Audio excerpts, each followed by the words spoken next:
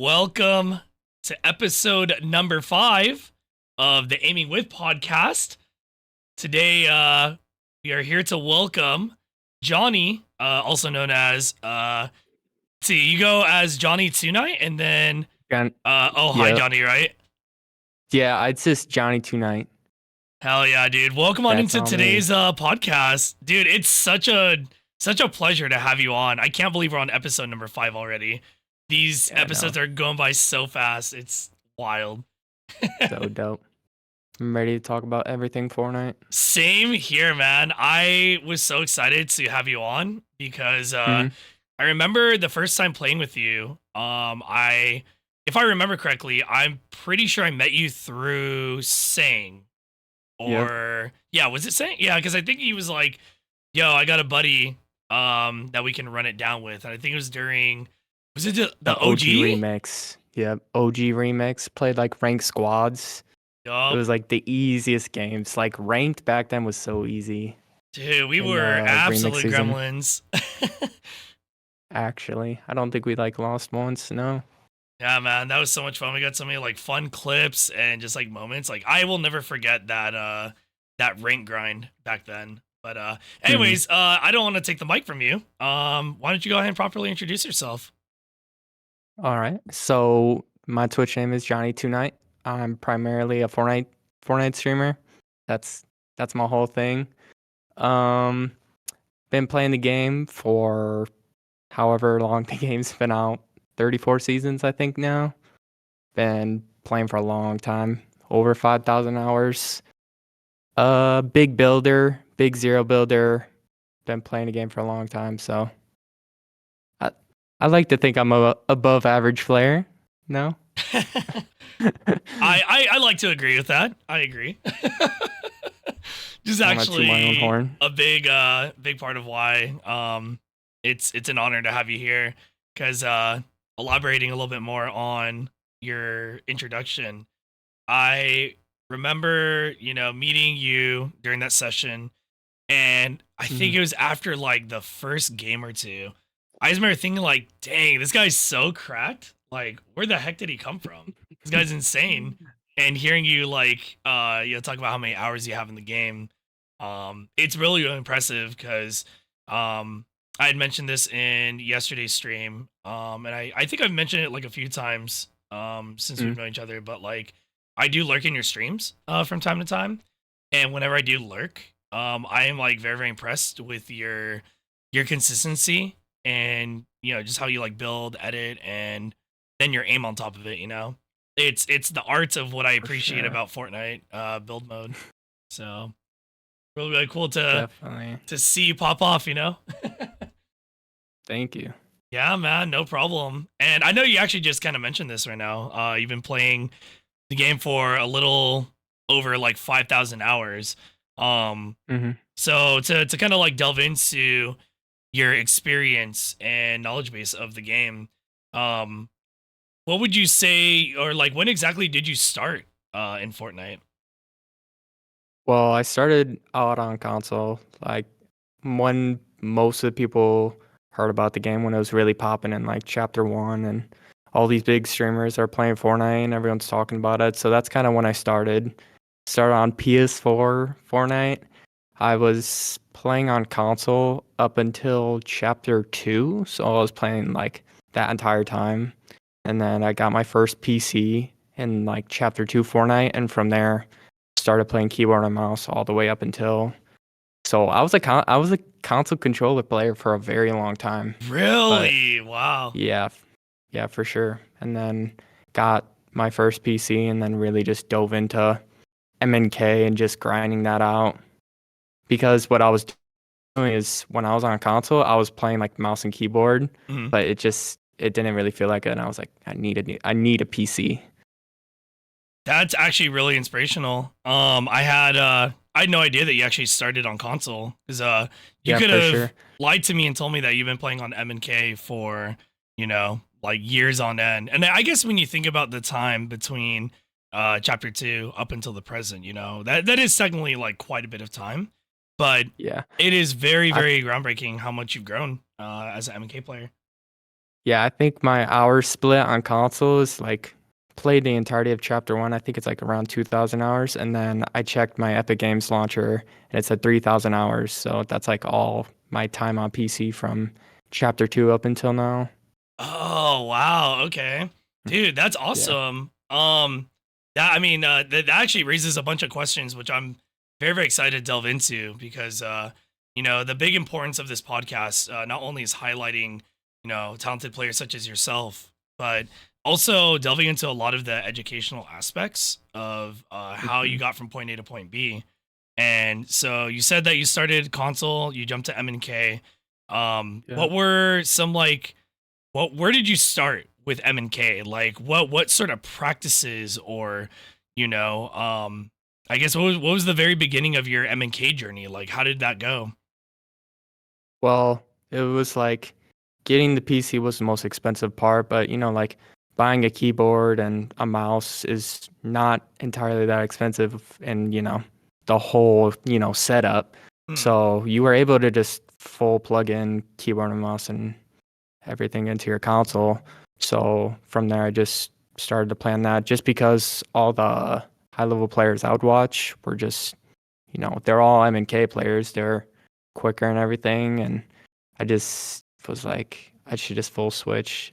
And then definitely when I got on PC, I wa- I was full committed to the M&K That's grind sick, man. That's sick.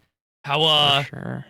do you remember like what peripherals you started on when you first jumped on Oh M&K? my gosh, probably some like Red Dragon keyboard, Red Dragon Oh man, I mouse, remember but that like brand. they were like the good value. Like they're pretty cheap, but they're actually not that bad. So Yeah, it's a good starting point, you know. yeah, for sure. I Or think probably that like a cheap Logitech mouse, like a G502 or something. oh, the G series is always so good. Those are really good starter mice Yeah, because they have like actually though. so many different price ranges, and like Hmm. you don't really think about the shape when you first start on M&K. At least I feel like I Yeah. didn't. I just kind of was like, oh, cool, I get to play mouse and keyboard now. I remember playing with like very scuffed peripherals back then, and fast forward Yeah. to now, it's like, wow, come a long way. Come a long way. What peripherals are you playing with right now? So my mouse is a Logitech Super Light, and then my keyboard is it's some Razer keyboard. It's a Razer something, Is it Black Widow but by any chance? no, it's like one of the mini keyboards. Oh, you It's got like a one of the small. 60%. Oh, you have a 60%. I was actually about to ask that Yeah. too. Yeah, it's 60% keyboards are cool, but I think the next keyboard I'll get is I want to go back to like a bigger keyboard. It's just certain things you can't really do on like a mini keyboard. It's like kind of annoying. Oh man, we literally just talked about this last week with Dutch, and that like functionality wise, dude, I feel like having a 60% keyboard as your like only keyboard, it actually sucks really bad. Yeah. Like, You have no like up and down keys, and you don't have like a number pad. It's just like quality of life stuff that you could be doing. It's just like, I like grew up learning how to like navigate with a regular keyboard. So like as much as I love my 60%, I'm just like, bro, I can't even like arrow key. yeah. I mean, it looks good. I mean, it looks clean, Yeah. but My other question to kind of like continue on with like what we're talking about with peripherals. Do you what like sort of degree or angle do you play on with your keyboard? oh, I don't really like tilt it like 90, like almost vertical. I know a lot of Fortnite builders that do that, but Yeah. I just kind of keep my keyboard like pretty typical. I might tilt it a little bit just so it feels a bit more comfortable, but I don't do any of the crazy like vertical keyboard so I can hit all of my other like I respect letter that. binds or some shit. Yeah. Like watching some of your clips earlier because like I always try to like make sure before the podcast begins that like things are working fine. I'll do some like very light skimming and it gives me kind of like an idea of like, oh man, what's gonna be playing here. And when I'm like watching your builds, I've been surprisingly, believe it or not, I actually genuinely enjoy watching build mode. I've actually talked about this in my time like during Apex days, way before I even cared about like touching or installing Fortnite. and I would talk about how, I actually respect the art of build mode. And even though I may not like quite connect with it, I get the crazy amount of like concise inputs you have to do. I know turbo building completely changed that at one point, but like I feel like, being good with your edits, it's all about like where you're placed at in front of your wall, where you're standing in the box, in order to hit certain edits. And then just like it's Yeah. it's a lot of like, rock, paper, scissors, and just having that sort of like accuracy with M and K inputs is like very, very crucial. And you're very, very like seamless at it too. It's really dope to see, because I'm gonna be honest with you, and I mean this in a very, very like genuine way. I don't know too many furry Fortniters that are into build mode. I know there's Yeah. you, there's North, there's I'm Hmm. trying to remember the Shout out other. North. Yep, That's my dude. guy. North has always been the Fortnite dog since before I even like got into streaming. Yeah. um, but and then there's also, I forget who you were playing with when you did FNCS last time, but I don't see too many like build furs that are like consistently playing it or like hitting the level of like edits that like you do, for example. So Yeah. it's really, really cool to be able to like delve into it and talk more about like how you got from point A to point B, which you kind of elaborated on with like starting from controller into Yeah. MK I now. think my thing was it was just, like my love of the game first started out in chapter one when it was like really popping. So it was all builds. Like that's kind of what made the game like different and fun. Like there's this whole build sort of feature that you can do. Mm, So it was kind of something that the game was always like, it always was that like the building. So when Zero Build got introduced in chapter three, it's like I was building that entire time from, chapter one to chapter two. So whenever the Zero Builds come out, it's like I can just bounce back and forth between modes. It's like that's the one thing that like I'm glad you know, I didn't like, take a step back like for so long and lost like,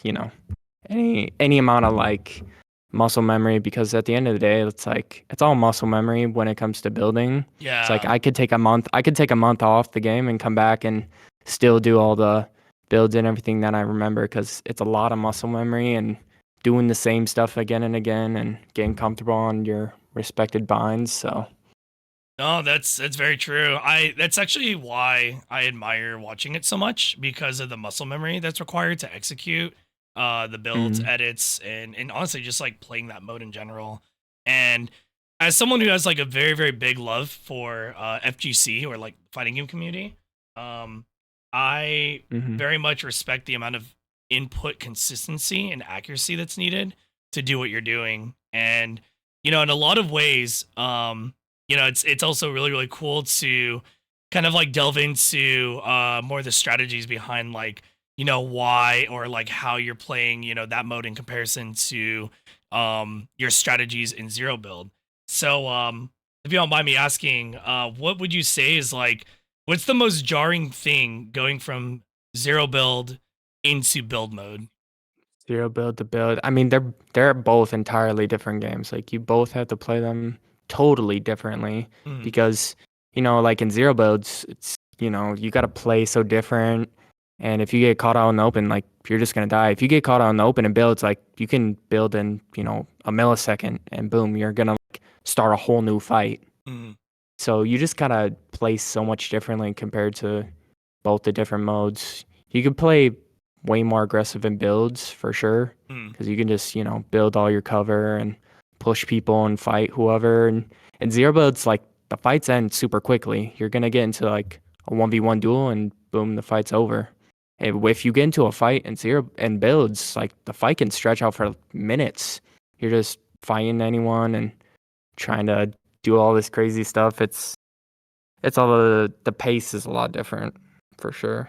I agree. And on top of that too, there's not even a overshield in build mode, which is Yeah, probably the no. most jarring part to me, because I know this game through zero build mostly, and the times Mhm. that I've like jumped over to build mode just for the hell of it, I'm always like, oh man, I do have to probably carry like some form of healing because I don't know how to like build properly. Yeah, But I think when they first added that in, the time to kill was just so quick in zero builds that I was like, we need like an overshield feature so you wouldn't die so fast.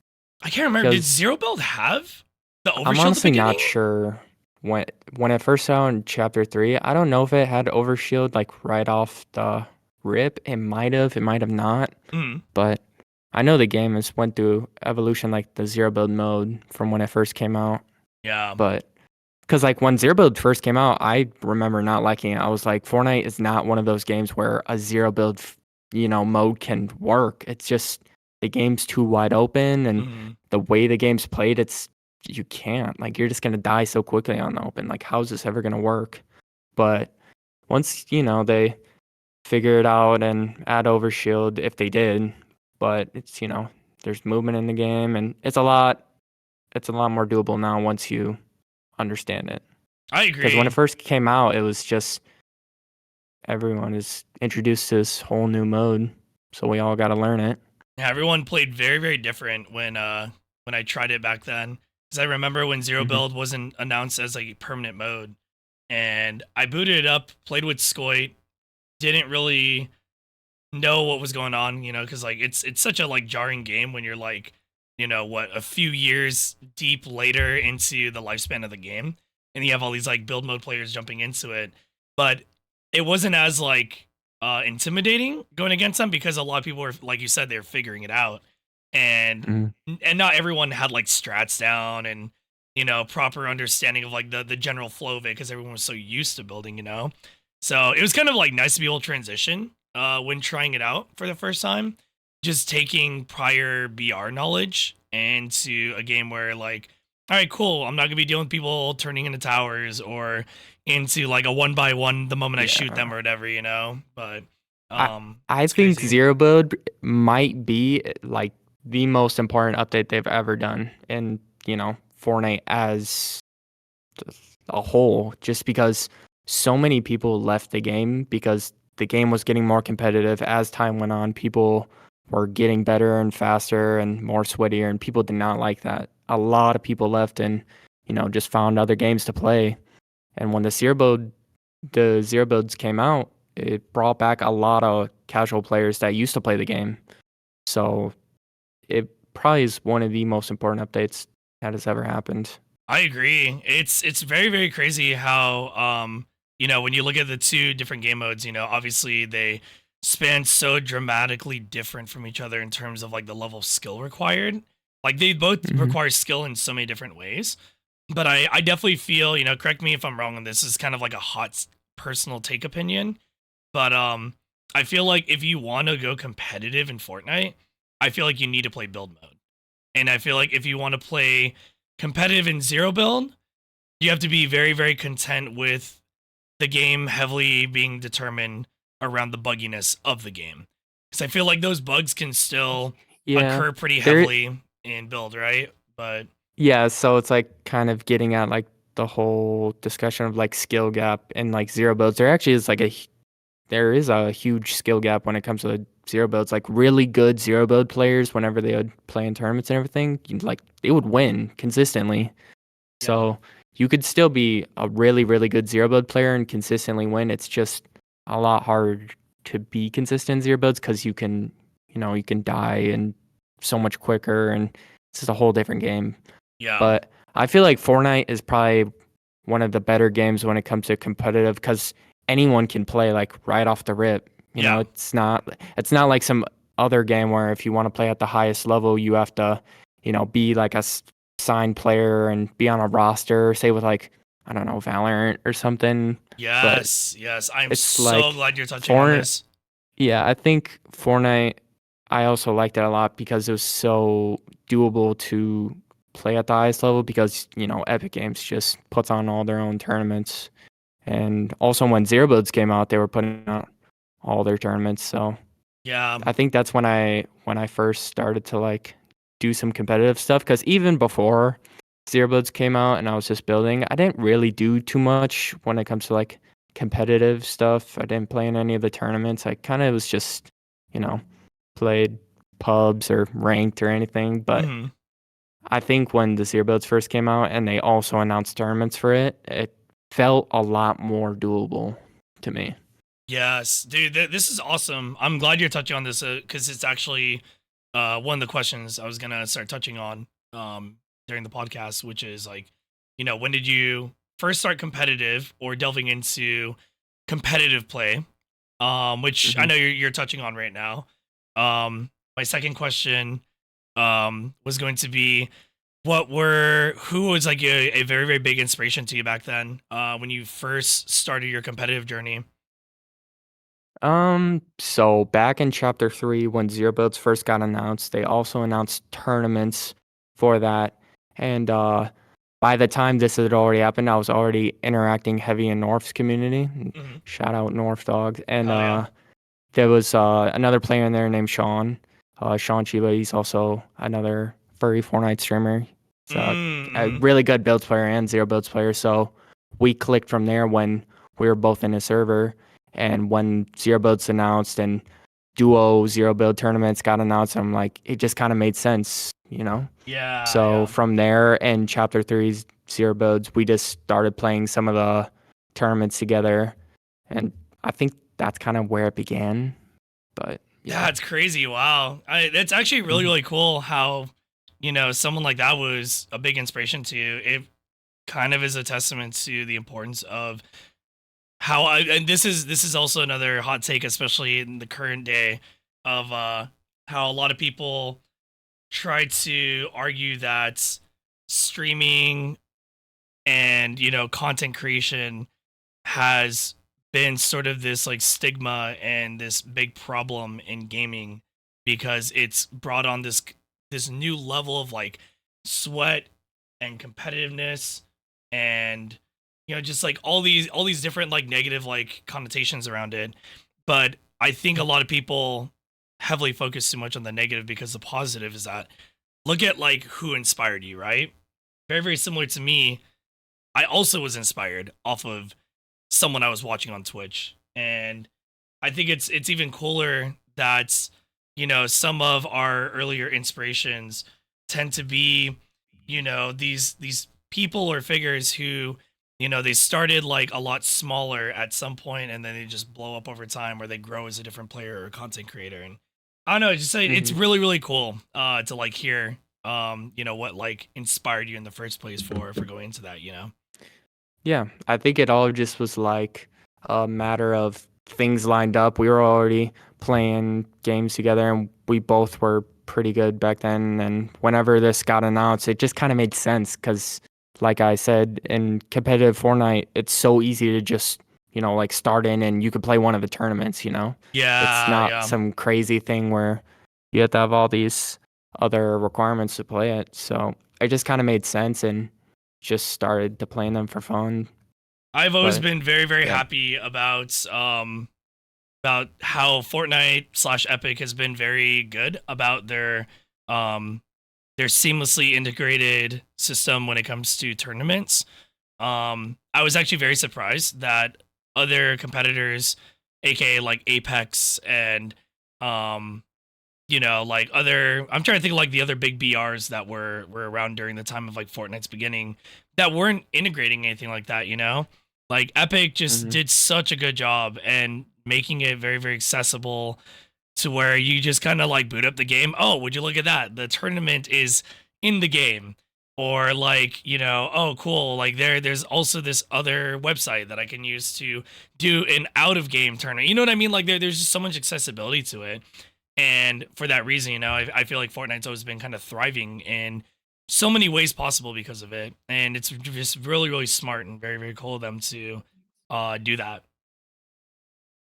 Yeah, Um, I don't know how other games are, but it was just kind of like in-game tournaments were a thing, so it was, you know, really easy just to start them up. yeah, yeah. That actually brings me to my next question, which was, so we were talking about like M&K earlier, like, you starting out on it. As you were learning M&K, what practices did you use in order to improve? Um, well, up until creative first being announced into the game, Mm, I think it when Fortnite was first starting out, like all these modes back in chapter 1. They called it the playground. And basically what it was is that you would land on the regular, chapter 1 map, but you would have, unlimited mats, or you would be able to go to any of the POIs and just loot it, and you would do a lot of 1v1s inside of this new mode. And I remember when that first got added, that was like the big people had a spot to really practice besides playing pubs, because Yeah. if you wanted to practice inside of like your respective game, you just had to play pubs. But when that got announced, it was, a lot of 1v1s. And when creative first got announced, you were able to create all your own maps and type in map codes and stuff. So 1v1 maps and everything got created, and all these other free for all maps. So creative has been a really valuable spot for me when it comes to you want to practice, you know, your mechanics or something that you're, trying to improve on. There's a bunch of aim maps you can do in creative if you want to try to focus on that. Mhm. There's a creative map for everything. Yeah, no, I agree. As a Mm. newer Fortniter, I've also yet again, given praise to Fortnite. I think it's really, really cool that there is so many different creative map options. I Hmm. know this is like a whole different topic in itself, because I know, it's also a very, very hot current topic with like people trying to like XP boost and bug abuse and all that stuff. But Yeah. that aside the point though, the positive thing that I love about it is everything you're saying, where like, oh, if you want to learn Fortnite and not just be, confined to playing pubs, you just look up the code, or you do the search and you find the map and you just go from there. And I think I it's a think great tool. it's a little out of control today, just because there's so many like different maps and everything. It's like when it comes to like it's all created by people, so they can just put whatever map they want into the thing. And I think it's a lot of out of control today. Like you just scroll down in Fortnite, it's like a trillion maps, and you're just trying to find one mode. Like I just want to play zero build. It's like where is it? And they're Yeah, trying to yeah. add all these modes. I feel like that's a big complaint people have. It's just the UI is just so it's just so much. Yeah, But yeah. I think it is really beneficial that all that is, in the game. You just go to the search bar and, you can look up some like niche thing you want to do, like zero build practice, 1v1 map, like practice or something. And like 1,000 maps will just pop up of all these different maps you can, just go in and practice. Yeah. I myself have been wanting to do more of that lately too, because I'm like always looking for ways to improve, and I'm Hmm. always kind of like keeping my eye out for like any cool like trainer maps that will allow me to work on like um bunker fights, and then just things that like pertain to like zero build. And I mean, I'm Yeah, not for gonna lie, sure. it'd be if I really, really had a lot of time on my hands, I'm not gonna lie, like going into learning build mode would be pretty fun. But oh my god, it's like such a big learning curve and a lot of time dedication of catching up, compared to some of the best. But Yeah. Yeah, I'm not gonna lie. Yeah, it definitely can get very complex when it comes to, discussing builds and trying to learn it, but it can also just be as simple as, placing walls and stairs, You could keep it so simple, play like zero builds, but whenever you get shot, just whip out your, wall keybind and press press your mouse button, and that's just that easy. yeah. Like it's not insanely hard, but yeah, like it can get extremely hard when you actually like dive into, yeah, like all these players are really good. How do I Yeah. fight against it? Or I need to learn certain aspects about it. But yeah, it just takes a minute. It's all about just you you create your own, keybinds that you're comfortable on, and you just gotta get reps in on your respected binds and your sensitivity, and don't really change it if you're comfortable on it. You just need to work that muscle memory, I'm glad you're Because the talking thing about is, that. is that like you can copy some pro players like binds or like sensitivity, but it might just not be what you want. But you could still get really good on it. It's just going to take, a lot of time. Like for instance, with me, when I first started keyboard and mouse, Mm-hmm. I had a problem with hitting all of my number keys. So I didn't Mm, like reaching my fingers up to hit 1 through 5. mm-hmm. So I changed all of my weapon binds to ZXVBN. So all 5 of my weapon binds are on all those keys, you know? So just like Interesting. an example like that, you just gotta figure out what's comfortable with you, and you can get you can get good on any binds and any sensitivity, you know? You just do what you want to do. That is such a like great point that you're bringing up, because I think a lot of people in all like skill levels, but like mostly as a newer M&K player, I feel like a lot of Hmm. people tend to gravitate towards existing pro player settings, right? Like mouse sense, keybinds, whatever. And I think it's a really good starting point for sure. I don't think there's anything Y- wrong with anyone Oh, copying oh that. yeah, for sure. But there's definitely a point where like you kind of plateau and you know, I feel like some people just feel like it's so alien or so weird to like go away from what they like started on. I need to remember Hmm. that like it's an ebb and flow, and you just kind of need to, you know, figure out what works for you, right? Like it's a good way to Yeah, get started, but not the only way of being good at, you know? definitely. I think it's a really good starting piece when it comes to like I'm just so confused on what I want to do with my binds. I'm just going to go to search up a YouTube video, optimal binds for building, and you type all those binds in and you test them, and if you don't like a certain one, you just tweak it a little bit, you know? Yeah, yeah. Because I Um, think that's what I did in the first place, because I just didn't really know what to do. But then once I kind of started to figure out what I liked and what I didn't, just swap them around. It's super quick. Just go into your binds and change whatever you like. and you're on MNK now for what, 3.5 years, I think, right? Or Chapter 2 Fortnite, that is it was probably 4? like 4-ish years ago, 5-ish years. Yeah, that's a lot of time to do a lot of reflecting, refining, you know, and then Hmm. just changing things up or whatever. So, Yeah, for um, sure. so actually, I want to ask. There's two questions from chat. One is from Angie, and the other one's gonna be from Aidenful. First one Hmm. is, do you stream? Yes, I do stream on Johnny2nite, my Twitch account. I think it's in the title. Hmm. I think I was seeing something in the chat, like couldn't see my name when you searched it or anything. But yeah, my Twitch name is Johnny2nite. And yeah, I stream kind of inconsistently.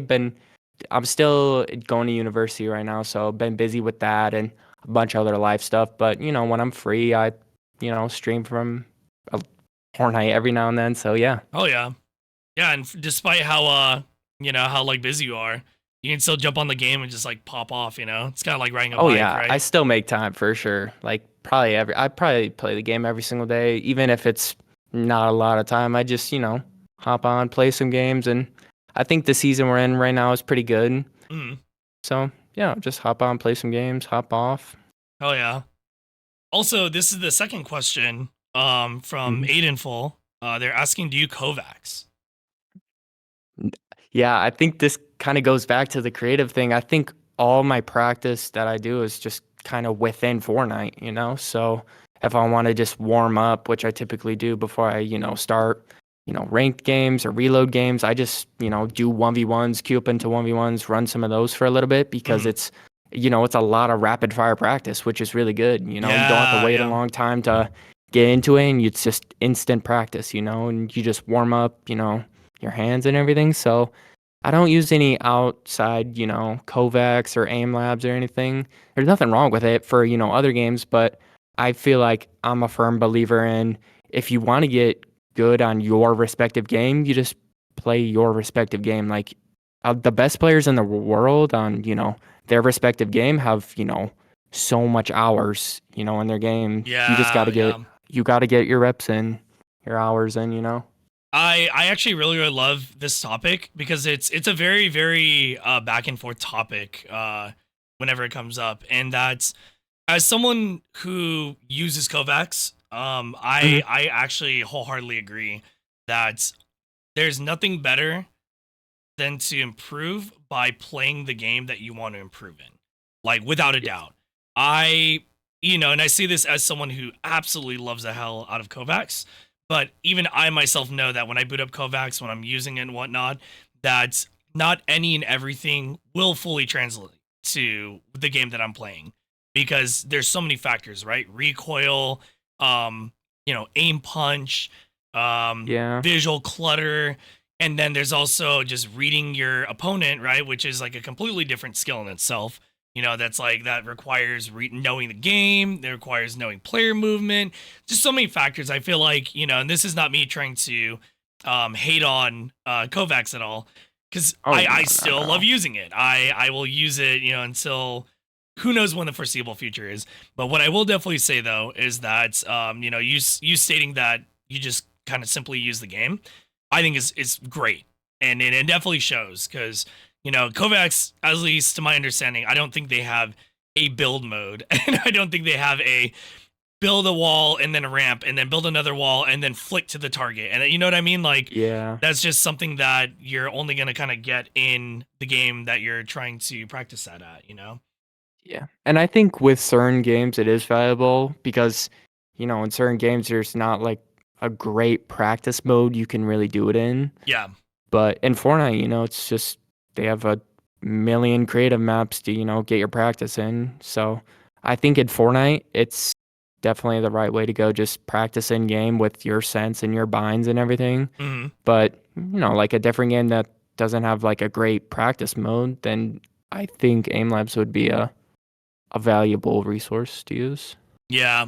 Yeah, I agree. I think it's definitely good. This is where I, elaborate a little bit more on what you're saying. This is where I do think that it is great because it will help you refine certain aspects of aiming, like refining the way you hold your mouse or the way Mm-hmm. that your sitting posture is, keeping consideration like certain factors of like where your peripherals sit on your desk and things like that. Like I think it's phenomenal for, and that's actually, as a matter of fact, how and why I'm currently using it so much. But outside of that, Mm-hmm. it's like I have to remind myself that like now if I want to get really, really good at this particular game, I just gotta play that game and I gotta be like super hypercritical of, everything that I can do. So but Yeah, for sure. I totally get that. I'm always like glad to hear what every guest thinks on Kovacs, because not in Kovacs specifically, but just like aim training, because Aim um trainers in general, yeah. everyone always has such a different opinion on it, and I think it's such a fun topic to talk about because I mean you said yourself, you were on console. I also was on console at one point too. As a matter of fact, I Mm-hmm. grew up on console, so we have very, very different journeys, from like one console player to another console player and so forth. And it's always cool to kind of like delve into the whole process of like how we improve and how do we get from this point to the other point, which I know we were talking about at the beginning of the podcast. So um Mm-hmm. but actually this kind of ties into my next question, which is when did you first start playing like tournaments? Like how old were Uh, you? oh, oh gosh. Well, that would be, back in chapter 3 when Zero Builds got announced. So that was probably 3 years ago. So I was 18.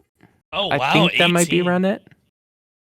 So yeah, I think that might be it. That's cool. Did you have you won any tournaments at all, or like won cash prizes? Not well, not any like for like official Epic Games tournaments. Only like earned in like one tournament. I'm not like a crazy have 100,000 earned like some of these tier ones, but no, just kind of played in the tournaments. I just love competing. I think that's what me is like.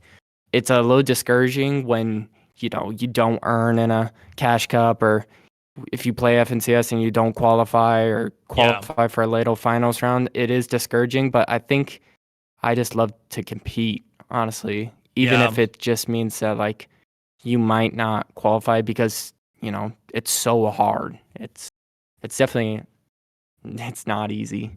I'm with you on that. I didn't even go into streaming if not for a competitive desire. And Hmm. even though I haven't played competitive for, gosh, like I forget how long it's been now, like 2.5, 3 years now. Dude, like I still crave tournaments hardcore.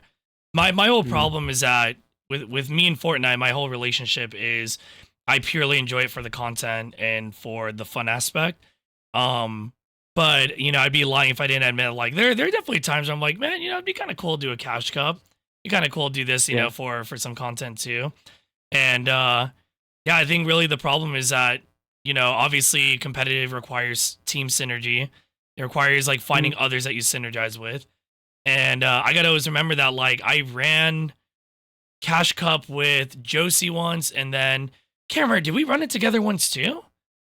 Did we run I a don't think we've ever played like an official Epic Games tournament together. Yeah. Like, also shout out Josie. That's who I got my first earnings with. My first and only earnings with on like an Epic Games official, tournament. Yo, that's sick. Was that chapter 4 or chapter 5? Chapter 5, season 1. Yeah, I think I remember that because I think That was a great season. he had Honestly. either Now you looking or back. him had like rated into me or whatever, and I was like asking you guys how it went. You guys said you won some money or whatever, yeah. Yeah, for sure. It was like we played some other like fun cups in the past, like some mix up Monday cups, which are basically just, for fun cups. Nothing's really on the line. Yeah. And I was playing the Zero Build Cash Cups with a bunch of different people when they were around and played for the first time with Josie. I was like, you know what, we can run one of the Zero Build Cups and we'll see how we do. This is the first time that like I've ever played in like a Zero Build Cash Cup with him. And we earned like that night. He was playing on we played the central one, so he stayed up way late No to way. get it. Yeah, And that's so late it was for like meant to be. So shout That's out Josie for sick, that. dude. That's sick. Yeah, it sounds like we're gonna have That was to do a cash cup sometime then. 'Cause I don't think I've dope. Oh, done one in might. like how long's it been now? I think beginning of chapter 5. I think it was the last time I did one. Yeah, it's like now that Zero Build competitive is kind of gone for the time being, just because they took it out for the whole anti-cheat issues. Just there was so much cheaters in the game, they had to really figure it out, and it was especially bad in Zero Builds, But Oh man, there I still forgot is about there is that. still some Zero Build cups right now. They're like OG Zero Build cups. They're just like fun to play. I've played with some of them with some homies, so I don't know. Might Yeah. have to run like a goated furry squad and just get like first place. Shoot. I just might have to run it with you then. This is Might our calling to recruit right now. recruiting. Recruiting now. We're gonna about to win a Zero Build cash cup. Yeah. Next step in CS winners right here. Let's go, dude. Let's go. So I'm actually gonna pop a question from chat. Mm-hmm. This question's actually from Tyler Furlong, and they're asking, what's your favorite loadout to run in a game? Probably run it pretty typical, like probably pump AR and some movement, heals. Probably rock if I'm just running like ranked or pubs, probably run like double movement and then like a pump AR Mm, and then some heals. But, like the typical loadout is just, pump AR, movement, heal, protection. yeah.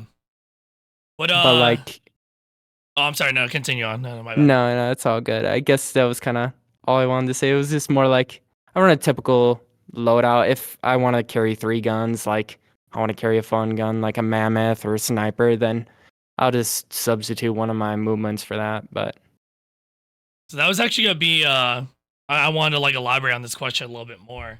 So you were just saying how if I want to play like a fun loadout or whatever, some very casual. So mhm. then I want to expand on that question more and say, what would your loadout typically be when you're playing in competitive? It depends, honestly, if I'm gonna be playing on like a build competitive or like a zero build thing, because in zero builds, it's like you need to carry protection like bunkers, bubbles, porta forts or something. Whatever protection is in the meta, you have to carry, because if you don't, you're gonna die. Like you're gonna get Yep. fried. They're gonna push you. It's over. Like you need to carry protection, and you should be carrying movement just to rotate zones and carry one heal. So if you Yeah. ever get tagged on a rotate or finish a fight, you can just use that. And then probably just carry 2 guns, pump AR for Mm, zero builds. But, in builds, you don't need to carry a protection item because, you have builds. Like you just build to protect yourself. So yeah. probably rock like double heals and 1 movement, Mm, or you can do 2 movement and 1 heal. But I think if I was playing builds, I would carry 2 things of healing just so I can, you know, I wouldn't ever die if I am just low on health. Yeah. No, this is a very, very good topic, because, obviously I know that, you thrive more so. I mean, you thrive in both modes, but I know that build mode is like your bread and butter. And I think it's actually really, really cool to like kind of touch on, because if there's one thing that I've definitely learned in my time of being newer to Fortnite, um, obviously there are plenty of resources out there like videos, tutorials, and so forth on like how to do certain things, or just like advice videos and all that kind of stuff. But I definitely feel that if you're not searching for it, or you're not vocally asking about it, some people don't really know these things, like some people like are just figuring it out. And I think it's Hmm. really cool for you to touch on, because I will definitely agree that like when you're playing in zero build, at least, in the times that we've done tournaments, and that I've done you know um my own like side of things, you're right. Like I feel like the loadouts dramatically change depending on the mode that you're playing, because like for example, like I'm playing like last night, I'm playing in squads, and we're just kind of playing casually for funsies, and I'm out Hmm. here trying to experiment with like, all right, I'm gonna run 3 weapons. I'm gonna run like this weapon, some like silly loadout that's not practical, Yeah. things like that. And I feel like when it's like, all right, it's time to sweat, then it like obviously changes to what you're talking about with 2 weapon, and then like 2 util heal, whatever. But competitive is Hmm. obviously in that like completely different nature, when you're having to rely on like some sort of reset mechanism, right? Because you get to those end Hmm. zones, and it's all about like millisecond differences of like protecting yourself. And a lot of people who don't play competitive, or haven't played those kind of like zones yet, don't really get it, that like, wow, every second genuinely counts. Every little minor mistake is a very, very big mistake that can cost the game. And Hmm. it's fun to play Yeah, those for sure. zones. I think with zero build competitive, like when it comes to official Epic Games tournaments, being on pause for right now, I think it kind of is just like you might as well dive deeper into builds because, what if this happens, in the future? They're just gonna get rid of zero build competitive as a whole because they can't fix the cheater issue. So Yeah. you might as well just put all your effort into builds and learning it if you want to dive deeper into competitive because, it's like that won't get taken out. Yeah. But I feel like when it comes to, casual or ranked, I like to play builds, but if zero build competitive does come back and it's available, I like to play that over competitive builds. Yeah. I So like that's swapping between interesting. the two, yeah. What do you like? I guess like what would you say is your favorites? Like chapter slash season to have played I competitive on. Probably chapter 5 season 1. Like that's when the zero build cash cups were around. There were victories cups, so basically what you had to do is you would play a qualifying round, and if you got like, top 1000, if that's the qualification for the next round, which is Mm. finals, you would play finals, and then you have 3 matches, and if you win any of those matches, you get $100. That's basically how this format worked. Mm. And I liked it. I think it was kind of I didn't think a lot of people liked it because, getting kills and everything didn't really matter. The only thing that mattered was winning. You Yeah, could yeah. get like you can get like 20 kills and die in second place and you wouldn't earn. It's Mm. like I don't think a lot of people like that, but I I don't think I have like a least favorite season or a favorite season for competitive. I just liked it when, zero build competitive was a thing. Yeah, yeah. Because now we don't have that, Yeah, unfortunately. there's no zero build competitive They just for did the the time whole being. unban wave too, which is also gonna be very interesting, because I actually completely forgot about how there were no cash cups for zero build because of the cheater situation. So it also Yeah, I raises think an eyebrow to that. they're making steps to improve the anti-cheat by having like system requirements. You gotta do a whole bunch of stuff and like, well, not like a lot of stuff, but you gotta turn on probably like secure boot in your settings, and you literally can't play in some of these tournaments if you don't have, the system requirements done for it. Mhm. So they're at least taking steps to make sure that cheaters try not to get in. There still are some tournaments that are happening where cheaters are making finals or they're just playing qualifiers, but it's a lot better than how it was, where it was like I think a lot of people that play competitive will go to such lengths to like make sure these cheaters don't get in, you know. They'll do whatever system requirements they have to do, or play a Yeah. certain amount of tournaments to be able to play the high level ones, because that's also how it works. It's like you have to play 14 other tournaments before you can play, you know, the money tournaments like Oh, the really? FNCS or That'd be Cash Cups. cool. Yeah, you got to play like 14 tournaments to play. So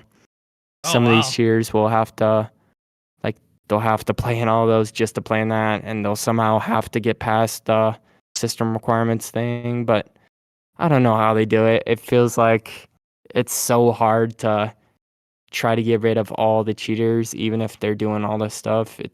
They're in a tough spot, you know. Yeah, yeah. It I'm sucks. very, very understanding when it comes to a lot of the logistics behind, like development and the whys behind some decisions. Obviously, even if I'm like very, very big disagreement of certain decisions, I have to always question like, okay, well, there has to be a reason, right? Like there's obviously a reason, and sometimes it may not be the reason we want to know, but I'm just gonna hope that whatever they end up doing moving forward, it would be cool if Zero Build Cups do come back, because Yeah. getting that like chance to be like, oh hey, we got a cup in what, like a week from now, you want to run it, and then Mm. like you can actually have time to practice and scrim, whatever it may be, right? Like, or like work on strats, all that kind of stuff, and not having Yeah. that right now, I think is I kind do of miss why that. the Yeah. modes are kind of weird, because Mhm. it's a pretty drastic difference between pubs and ranked. And in a lot of ways, I feel like this is like this testament that stood time, which is you play pubs and you'll like always kind of run into those like, those pub demons where they're like playing like $1 million on the line. And then you'll play Mhm. ranked and Yeah. it's a lot easier because you can read. It's like readability to your opponents. It's not the Mhm. randomest chaotic like what the heck, why they do that. And Yeah, it's sometimes in pubs it's just like the players play so random that it's like it's actually harder, you know? I yeah. think ranked is actually just easier at this point to play than pubs. Like pubs have been getting sweaty. I think so too. I think in all genres of gaming, I think that actually plagues it, because I hear the same thing in like fighting games. My ex roomie and some of my other friends are like big ex like competitors in like fighting games, and they all complain about the same thing. And it's very, very refreshing to know that like, okay, we're not alone. Like FPS suffers as much as like this game and that game, etc. So. But I don't even know how that is. Like, how is it that your competitive mode, like ranked, is easier to play than your casual mode? Like, these are what like casual players are playing in. How is it harder than, you know, a typical ranked mode? Is it, you know, the skill-based matchmaking, and how there's no skill-based matching when it comes to ranked? If you know you're at top rank, you're just playing in a huge pool of players, you know? I Yeah, yeah. think with like one example for right now, like there's this mode in Fortnite right now called Reload, Mm, and it's really easy to actually reach top rank, which is Unreal mm. in it. And in build mode, there's like a million or so Unreals or something. There's like Really? I don't know if it's a million plus, but I there is a lot of Unreals. And when you queue into it, it's like, you know, all these Unreals just queue into, you know, one spot. So the games might be easier than just playing pub point. And also thing where there's so much Unreals that it's like we're all just queuing with each other, and you know there's good players and there's not so good players. But if you play, you know, regular pubs, it's just sweat fest. Like your skill-based matchmaking is so cooked that it's just straight sweat lords everywhere. Yeah, yeah, I agree. It's overinflating the highest rank, and then it just kind of slowly trickles down, right? Like, I mean, it's kind of the problem with like SBMM, and whole different topic in itself, but like it's Yeah. the problem spans across like so many games right now. So, yeah, I just feel like Fortnite just needs to figure out a solution for their ranked slash pub. Maybe it just be that it's just everyone's getting good. Everyone's getting too good. Be that too. Like maybe that's it. Yeah. Everyone just needs to stop being good. Yep, everyone needs to chill out. Like, money is not on the line. We're here to have fun. Yeah, But that a no. lot of people do forget that, which is why I always have to highlight like the fun factor, you know. And having fun, why Yeah. play the game, you know? Um, And it is fun to play like stacked sweaty games. It's like, a challenge or, whatever. If you're playing, a high level game, you can feel it. Like yeah. everyone's playing passionate and sitting in bunkers and waiting on rotates. It's like, geez, we need to chill out. Playing for $1,000 right here. That was like our pub sesh last night, and the Was it sweaty? it was actually very very sweaty, but the Jeez. one of our friends they said something actually really really like a fresh reminder, and they were just like, at least we're not playing bots, and we are True. having like a reason to like, you're not having pushover team or enemies. And I was like, you know what, yeah, you're right, you are definitely right, I am not gonna Yeah. disagree at all with that, because Yeah, I because would that's rather another not fight big bots, thing. Yeah, because there is a big bot issue to fill lobbies, It's like they want to fill it to 99, so all remaining players that are queuing in within a certain time are just going to get filled with bots. Yeah, And yeah, that is another big issue, even with right now. Like, the bot issue is really bad, but yeah. I guess I don't know, it kind of depends. Like, I don't really know how the skill-based matchmaking works, obviously, so it's just like, you can queue into a solo and play against like majority bots and, there's some real players in there, but you play squads and it's a lot of, real squads. We I see the don't know. active player counts, and we're just like, why are there so many bots when there's this many players on the game?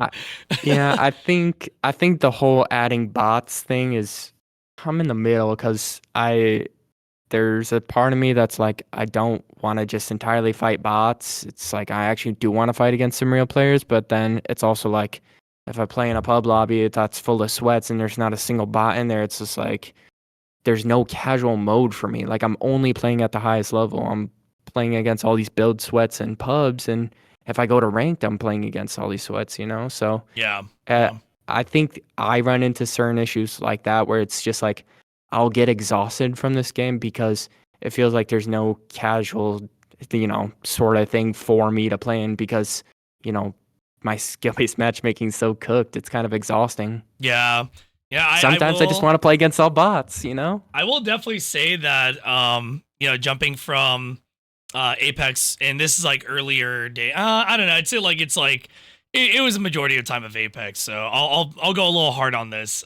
statement. But my big problem with Apex, to your point, was that Apex did not do a very very good job at Hmm. their balancing when it came to SBMM or EOMM, and the problem was that it would base off of the highest uh SBMM rating in your Hmm. squad. So if you were playing with let's say like two other friends who hadn't played the game in like 2 years plus, or like 3 years, and even the last time they played they didn't like hit anywhere higher than like silver or gold or whatever, the game would Hmm. base it off of the highest rank no matter what. And so you basically have to you know, have all odds against you, where you're having to assist your friends who don't know the game or as well as you do, or aren't at the same skill level, on top of fighting against like RNG, on top of fighting against full stack Yeah. teams that are like all the same rank. And it was just very very unfun. And I will definitely say that going from a game like that into Fortnite, I will wholeheartedly agree that like the SPMM could be a little pretty wacky sometimes. But what's nice is that because there's such a good player count, there's also a lot of casual aspects of the game. It's very, very easy for any player to literally hop on Fortnite and not have to worry about only getting sweaty lobbies. And Yeah, that's true. the chances of getting like a more bot filled lobby and then like an actual bot lobby are a lot higher than like consistent like sweat, like after and after and Yeah. after. So I think it is a lot better.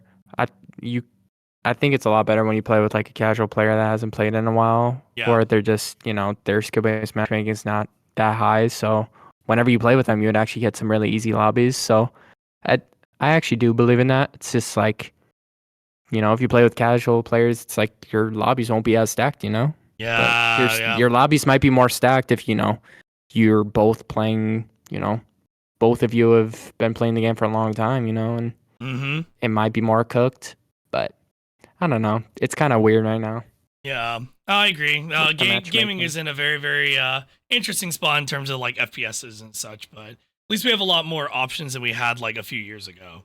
Um, Oh yeah, for sure. so I actually want to pop this question from chat. I know Hmm. we've kind of talked about this one, so I'm gonna kind of like I'd say like maybe Hmm. we can try to elaborate on it a little bit differently, but Raymond's asking, so what are your warm ups for getting ready to play build mode? Getting ready to play build mode. So there's these maps that you can search up. So in the top left of the game, there's a search bar, and you can search up any creative map that you want. If you type in mechanics training map, you can train your building mechanics. So Oh that's yeah. basically everything from, you take walls and practicing piece control and practicing free building. It's like there's specific maps for that. And, there's all these other, training maps you can do. Just like give it a try and type in, mechanics training map or build training map or edit course training map, something like that, and you'll Hmm. find hundreds of them literally. And you just queue into a private match and just, you know, quietly train in there. This is And it can also great. just be like, you can queue into a 1v1 sort of like map or whatever, but you can also queue into it privately and play by yourself and just, build. Like you just straight up free build and figure out what you're doing wrong and, stuff like that. No, this is great because just as we were talking about like a little bit ago, it's pretty overwhelming with like all the different things that creative has now. Sometimes just not knowing what to search for can be a problem. So you elaborating on Yeah. that is very, very helpful because Yeah. even I myself, like I get a lot of good tweets that will pop up that'll be like people just like showing off what like custom map they're using to do certain things, Hmm. and I'll like usually bookmark those, be like, cool, I'll look that up later. But yeah, hearing like the certain keywords on like what to look for is like very, very Yeah. helpful. So Mechanics. And there probably mechanics. is zero build mechanics map where it's just there might be like certain things you could practice, but if you want to practice zero builds, you could just look up, aim trainer or like an aim map. There Mm, probably is like I know there definitely is like zero build 1v1 maps or zero build 2v2 maps where you just straight up queue up and you just fight in zero builds. So there's a map for everything if you want to train. Like there's not just maps for build players. There's definitely still maps if you want to train certain aspects about, zero builds. yeah, yeah. No, that's really, really helpful. I'm noting all this myself too. So Mhm. uh yeah, thank you for that. Yeah, it's zero. I think creative just kind of gets overlooked because it's like it's so exhausting because there's so many maps and you just scroll down and there's like a million creator maps and just half of them are brain rot where it's like it's just there's so many maps and I don't know. It's some creators are treating it like a cash grab where it's like, your map gets put on the front page of Fortnite, so you're gonna have like 40,000 players playing it, and these creators make a lot of money off these maps that Yeah. people play. So when certain creators like will make a large amount of money on, a certain map people would play, people will like see that and be like, I should just try to create my own map or try to like spam my map because what people will do is just like full copy a map and, try to put it up and try to get people to play it. It's a whole thing. But Yeah, yeah. yeah, certain stuff like that. But it's definitely good. Creative is a great spot just to, you know, play anything. And also there's, obviously just all these other creative maps that you can play. Yeah. And with the new map creation thing, it's literally anything you can think of. You could play like horror games within Fortnite. You could play like all these different it's insane. Yeah, no, it's really cool. Fortnite really is a kind of like one-stop shop, which is what they're going They're trying for. to be like Roblox. Like they're trying to just do everything. Like anything possible, you could do it in Fortnite. Like, Yup. yeah, it's insane. Fortnite be crazy, dude. I Fortnite's actually trying everything at this wanted point. to pop this other question. Mhm. This one's actually from Ing. I'm gonna read another one from chat, and then I'm Mhm. actually going to pop this other one. But they're asking, Mhm. do you play some nobles vital? Actually, you know what? I'm gonna ask for a little Oh, bit more it's like those elaboration, are scrim right? servers. Yeah, Yeah. nobles So and no, I don't vitals. really play nobles and vital scrim servers. If I'm like wanting to practice like scrim servers or I need like a scrim ladder to play in, I'll usually just play in the NA practice scrims. That's a really big scrim server for builds if Mm. I'm ever like actually trying to practice. So I've played some scrim servers in that, but I feel like with like noble and vital, if I actually like learn to understand like all of the different ladder stuff and everything, then I would play in them. But no, I don't really do any of the other Scrim server stuff. So Okay, for sure. No, this is all hmm very very informative. So. yeah, both those servers are really big, like build Scrim servers that like pros will actually play in, Mm. like Noble and Vital. It's like pros don't even play like, like any, casual or let alone like rank. They just straight up, if they're gonna play the game, they're gonna grind, scrims Yeah. because all the high level players are also gonna grind scrims. So it's the best possible practice. Yeah, yeah. It's very, very similar in other shooters too, where the common complaint I hear across every game is pubs are brain rot, ranked is a different level of Yeah. brain rot, and then when you do scrims, it's all a matter of the like quality of the scrims, and Yeah. obviously that's just kind of like a testament to the players that are filling those lobbies, right? Like if it's like a good team, bad team, or if those teams also have their own different motives, right? Like I always feel like the quality of matches varies depending on like what everyone's goals are in the game. And yeah, I just feel like competitive is just gonna be the best place for a competitive player to thrive. And if like Yeah. someone's trying to learn the game, maybe like ranked is good for that reason, you know?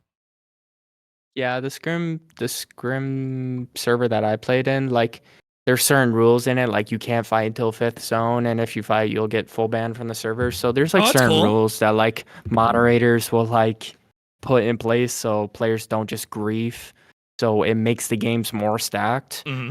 So you might be playing in a lobby with like 80 players and not all of them are going to be, tier 1 pros, but it's still really good practice even, if it's not that. It's still like really stacked Yeah. high level games. Oh, that's cool. I'm like really really happy to hear this because like I have all games that I don't know too much about the competitive scene. Fortnite's definitely one of those where like I follow it through like FNCS and then like some other players I watched on Twitch, for a while. But getting to hear about like what servers and resources are being used, that is something that I had like zero idea about. So it's pretty cool to get a better understanding for that. But hmm that's awesome. I'm actually gonna have to like research more into that stuff because I care about competitive in all shooters for the most part. So in Fortnite's just very very fun to watch. But Yeah.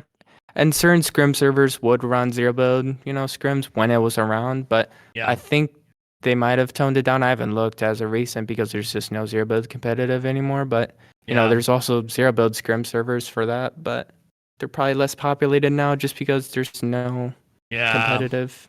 I do know of some servers that are still running like little zero build tournaments. So for like the high level zero build players that there's no official Epic Games tournaments for them. They play in all these other Discord servers where they'll run like little mini tournaments and Oh, that's all cool. that stuff.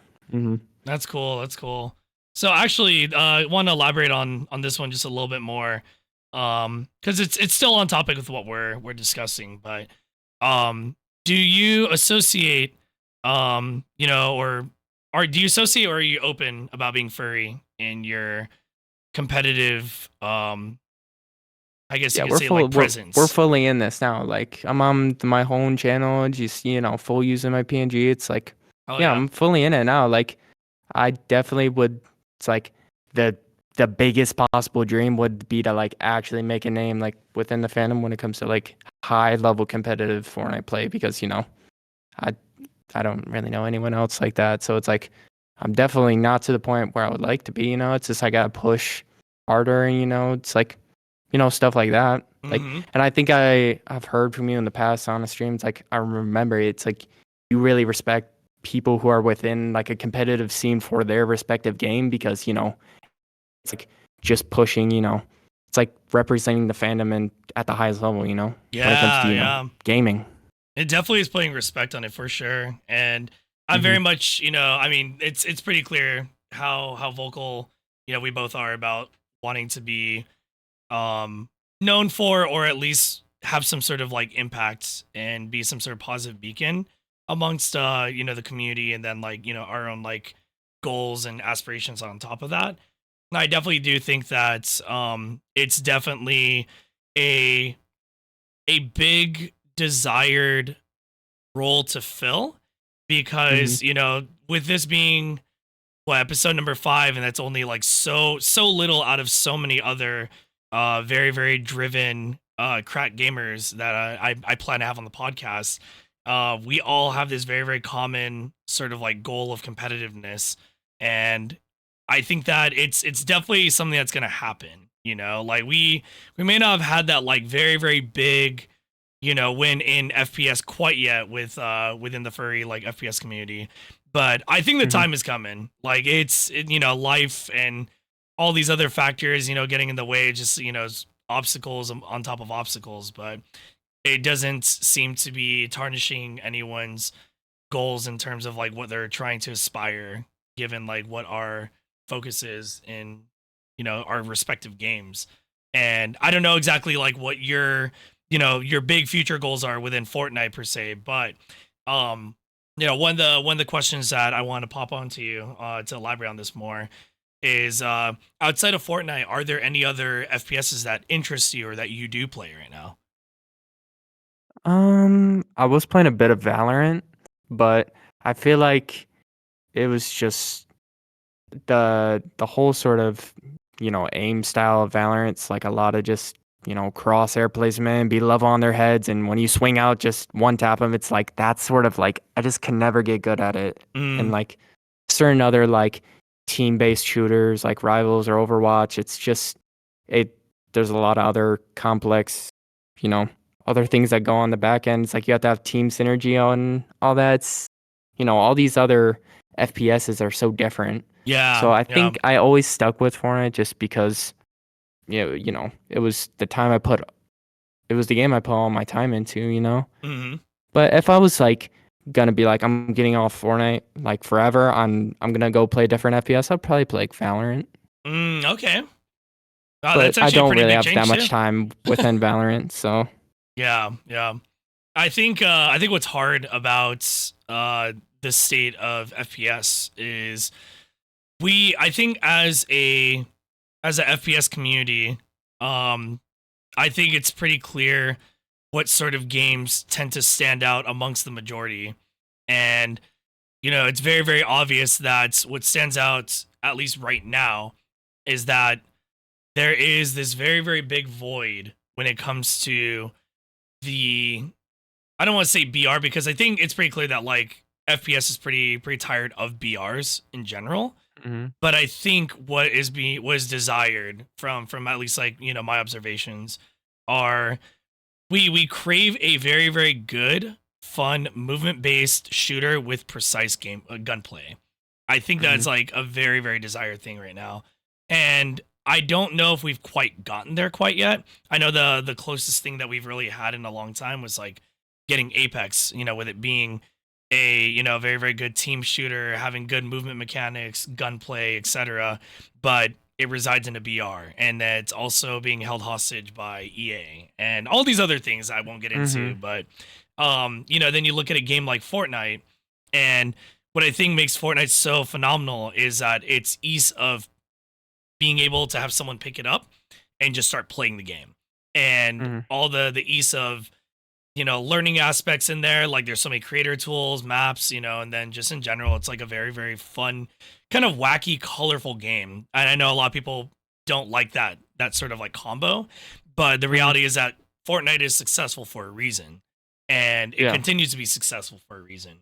And it just always makes you wonder how we're kind of like, there's gamers such as yourself, myself, many others, who have been and haven't been on the podcast yet, who are like all kind of like waiting for that right next game.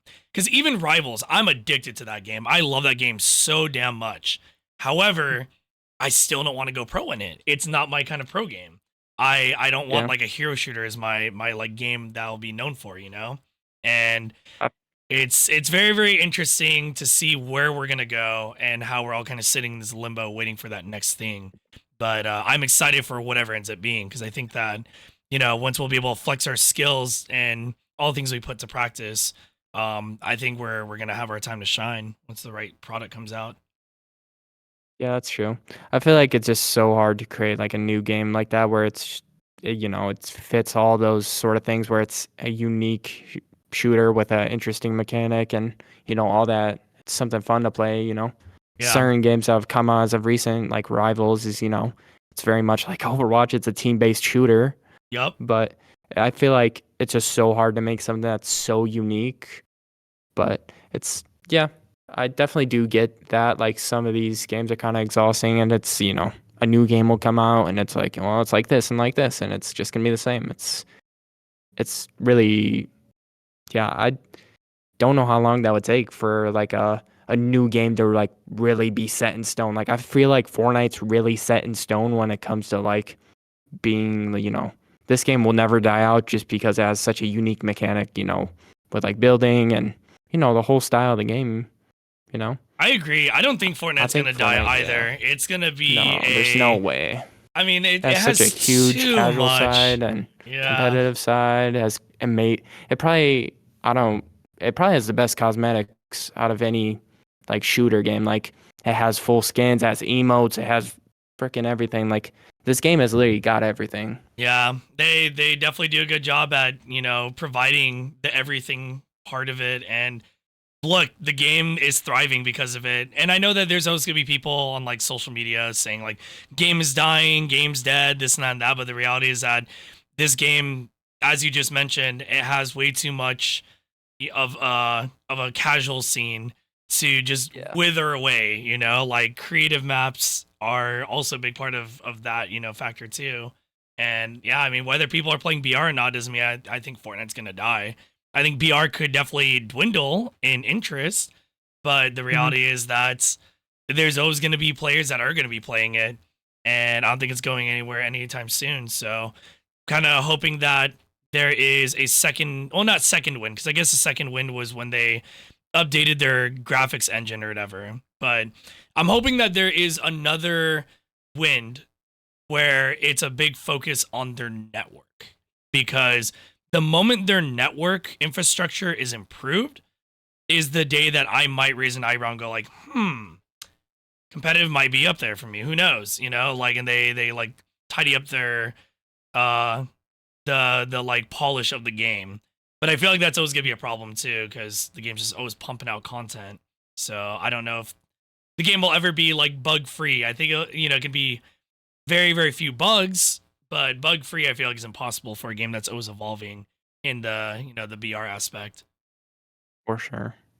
Are there any other games that have stood out to you though, that have come out in recent time?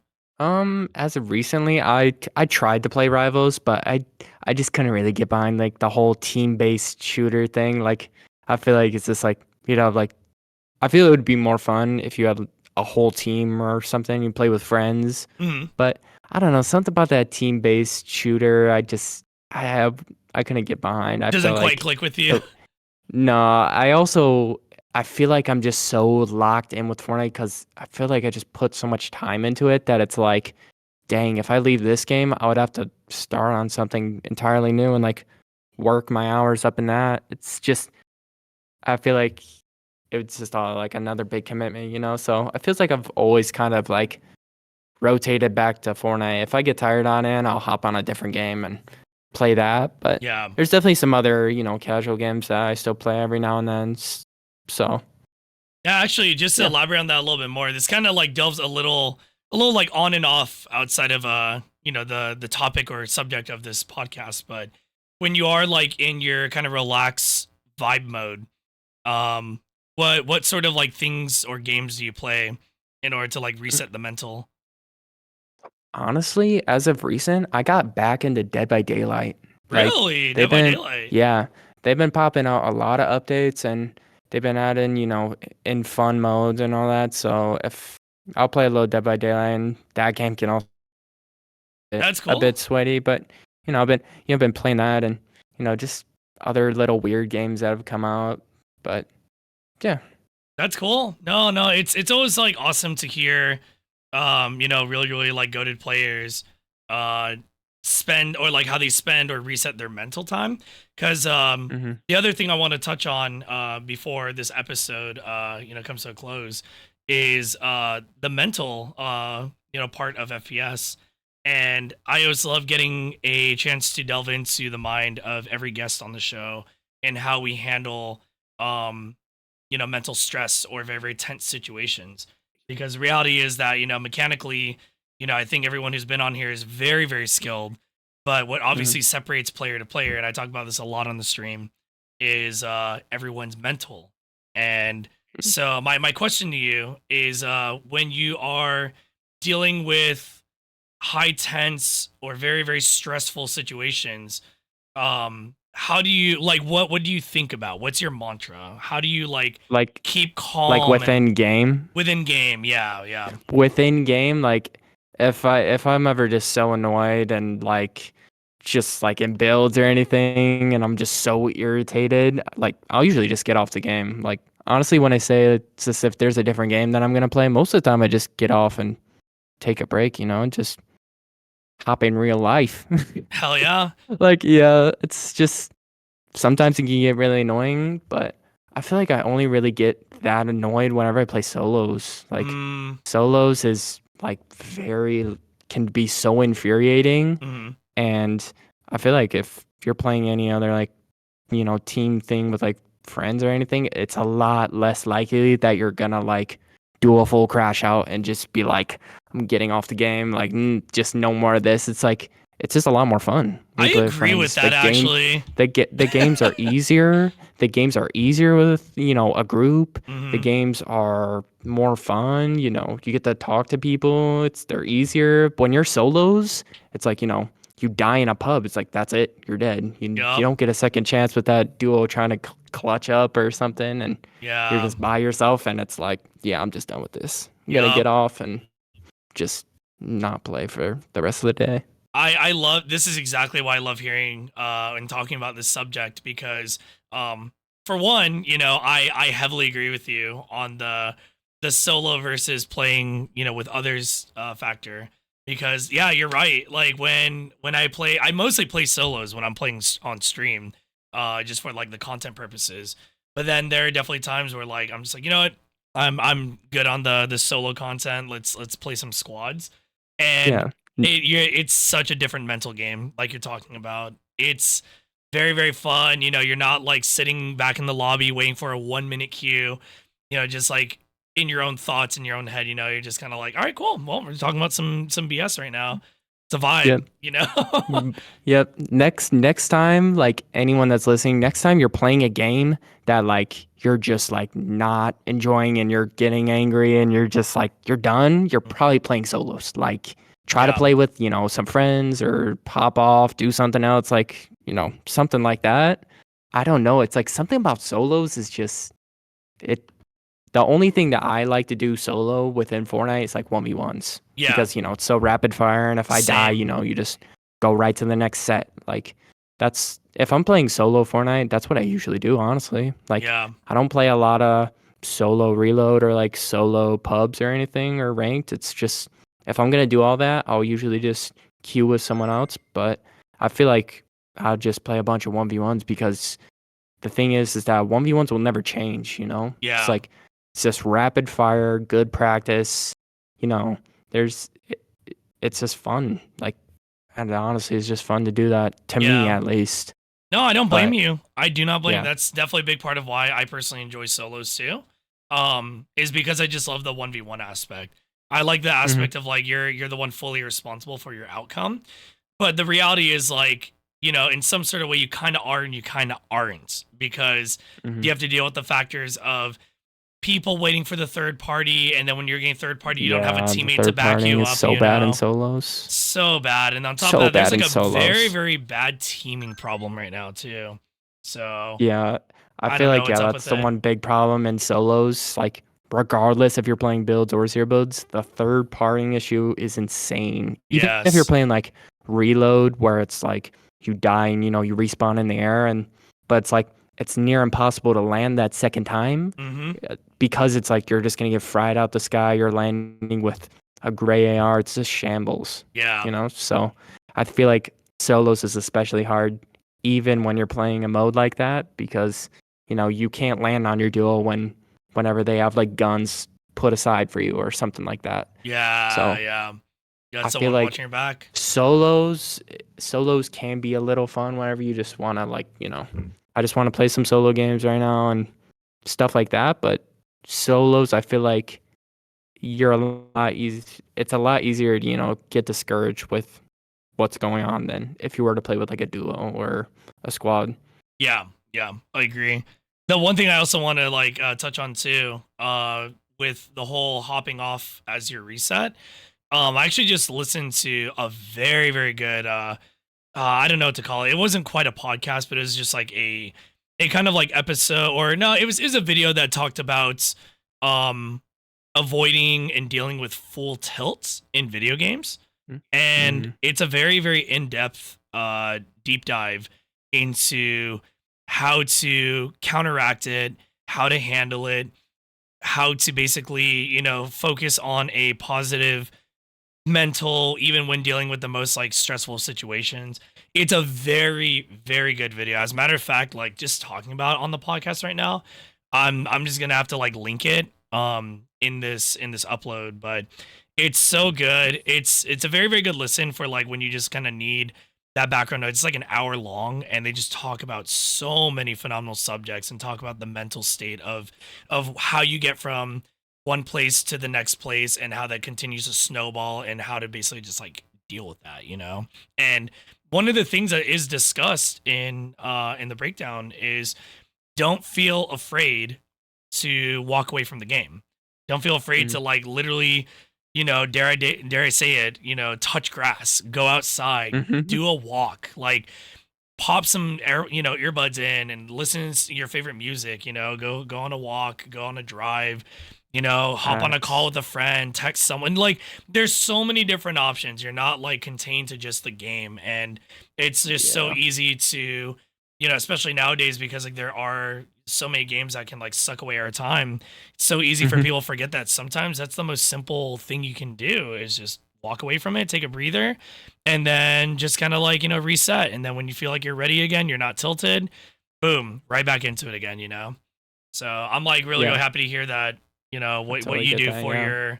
Yeah. for your mental reset. Cause the reality is not everyone's just going to only eat, sleep, and breathe in the game, even when they have the worst of games and the worst of mentals, where we're going to Mm-hmm. like have some sort of reset period. So hearing you talk about that's really, really cool. Yeah. Every now and then you gotta go outside to breathe some Yep. fresh air. Yep. Gotta Exactly. remember we're still breathing air. We're still living on Earth. You gotta go outside. You can't just play Fortnite all day. You know. 100%. I can't preach that enough. Like, and to kind of like snowball off of what you're saying. It's definitely a big part of why I love talking about this stuff because, obviously you are insanely cracked at the game. I know, like you and I both get a lot of like kind words and compliments about like our where we're at in Fortnite or like other games that we play. But the reality is that, like, believe it or not, we are not only living on the game. I talked about this a few times throughout different podcasts, but I myself like to spend time doing a lot of VOD reviewing. I actually Mm-hmm. probably have like, if not almost like a pretty close equivalent amount of like VOD reviewing, comparatively to like the entirety of me playing like, what Fortnite or some of the other games I bounce between. And what's awesome about doing other things aside from just like living on the game is you get time to like think and process and reset to the Yeah. point where you're like craving the game. Because like if you don't crave Yeah. the game, why are you playing the game? If you're not Yeah. You'll craving the just game, lose then you're full just gonna, passion for it. yeah, you're just not having fun at that point, right? Yeah, for sure. I totally get that. And you talking about like VOD reviewing, that's huge because one way that it's like, the question comes up, it's like, how do I get better at the game? Like, I don't know what I'm doing wrong. It's like you're just gonna need to be ready to, fall because you need to learn what you're doing wrong. You need to go back and watch your gameplay and be like, like my edits look stiff or like my aim is just bad. It's like you need to figure out what you're doing wrong Yeah. because, it's like no one's perfect. Like even the best players in the world can be like, they still VOD review every single day, like with their team. Like Yeah. that's like a huge thing pro players do. Like they're insane at the game, but you need to VOD review Yeah. with, in solos or duos or squads or anything. It's if you don't figure out what you're doing wrong, you're never going to improve, I It's like agree.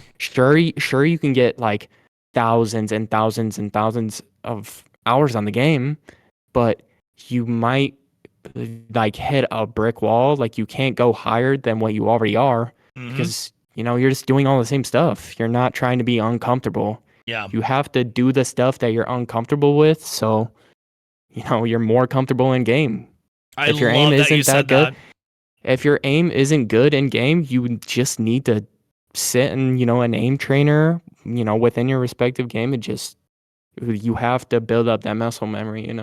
Yes. I'm so happy you said that term. You have to be uncomfortable. And especially in builds too, because there's going to be like, especially when you're first starting out builds, there's going to be so many things that you're going to be so uncomfortable with. Like my binds feel weird to hit and I can't get fast. And it's literally like muscle memory and, all that remembering stuff takes so long to build up. And it's going to be so uncomfortable to get, comfortable with it. But as time goes, you get reps in and you'll get better. Like you're not gonna get super good like overnight. You're not gonna get super good within a month. You Yeah. might get good within a year, maybe. You might get good within 6 months, depending on how hard you're training, but you're not gonna get anywhere if you don't put in some effort to try to understand what you're doing wrong. I agree wholeheartedly. And to that point, my boyfriend actually said something that has stuck with me since he ever mentioned this. This was like 2 years ago now. But he was sitting behind me as I was streaming, and I think at the time I was playing Apex, but he commented on him watching the way that I played the game. Like I was just kind of in Hmm. my element. I was streaming, I was just focused on chat and the game. And he said something like, "Watch, I've never get to see how someone looks behind the keyboard. And it looks so like beautiful to watch a very, very good mechanical like player just kind of like doing what they do naturally on the keyboard because it looks like you're playing a piano." And it's very Yeah, true. It's like, like a it's, hand cam. Yeah, yup, yeah, it's very much a rhythm that you get into. Like you said, it's muscle memory, right? That you have to get into. yeah, it's a lot of muscle memory and you can have some pretty optimal keybinds where your fingers aren't flying around so fast, but Yeah. you're gonna have to you're gonna have to move your fingers pretty fast, Yeah. build. It's just a matter of, you gotta put in that muscle memory. Hand stretches are important too. Never forget the hand stretches. I don't know if you do that, but True. I emphasize I've it never so really much. had problems with like feeling like, carpal tunnel or anything like that. Like my wrists actually like hurt from building. I Mm, think over time from doing it for so long, I think I've like gotten used to it. yeah. Maybe way back when I was first doing it, I really felt it. But yeah, don't push yourself to a point where it's like you're gonna have like some irreversible damage, like you're gonna need some surgery stuff. Because I know some pro players that had some stuff like that, have like Yup. full surgery on their like wrists and everything. It's awful, but Same. Thankfully, it's like the kills amount of kills a people I know career. isn't. It's a scary thing that actually does happen.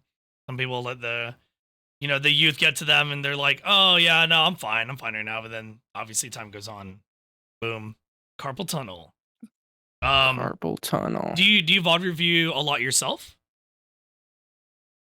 Honestly, I'm gonna be honest, not really. No, that's Like, fine. No, this is sometimes like when I'm it's watching all back good. gameplay, like I'll watch back gameplay of like builds or zero builds, I can like figure out what I'm doing wrong and like I feel like I see it more than builds. I can like pinpoint certain things that like I'm not doing great or I need to improve on. Hmm. But yeah, I still do it every now and then. Like I'll watch like a VOD back and see, my stream and be like, what am I doing wrong or how does it look?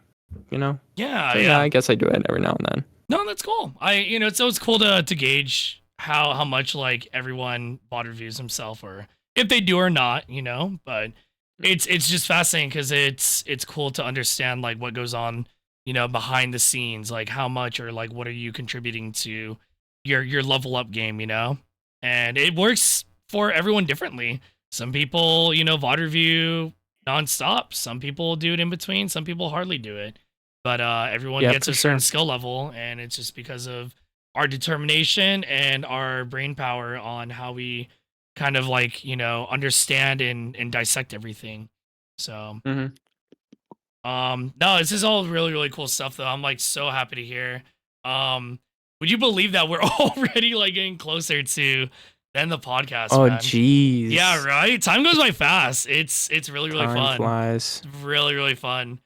I actually want to pop this Does other not feel question like up. 2 hours. Dude, that's what I'm saying. I have to remind myself like I'm not trying to keep everyone hostage, as Yeah. long. But um as a, very, very experienced Fortnite player, I'm gonna actually separate this into a two-parter. Um for a build mode player, what is like one big pro tip that like kind of always stands out to you that you'd love to give? Like a piece of advice to a new player trying to understand or get better at the game.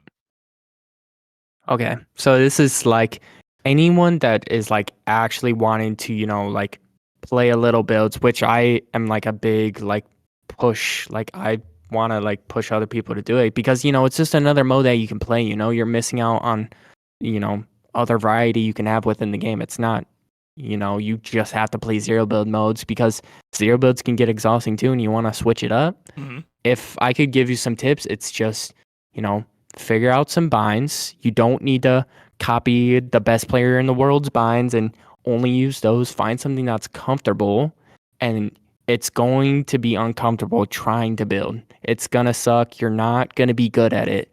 It's just like you need to just, it's going to take so much time. Like when I first started, I was awful and I was like, I'm just going back to controller. Like I don't want to learn this. Yeah. But it's just it takes a long time and it's so discouraging and it's uncomfortable, but you're going to be so happy that you learned it because now you have all these other options to, play, builds or anything. And you don't need to be the best player in the world. I think another big thing that people are worried about when it Mm-hmm. comes to, Fortnite in general is just like people are really nervous for some reason. Like even when playing in like a casual mode, like people are really nervous to like lose or die, but Yeah.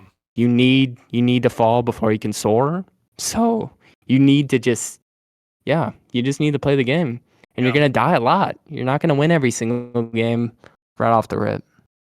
So I feel like just trying to be comfortable with certain binds and be comfortable with losing because, Yes. at the end of the day, we're just playing a casual game and you know, you're trying to learn this whole new unique mechanic because like building is not like anything else in any other game, it's just totally like unique and weird mechanic. Mm-hmm. So it's just you need to learn it.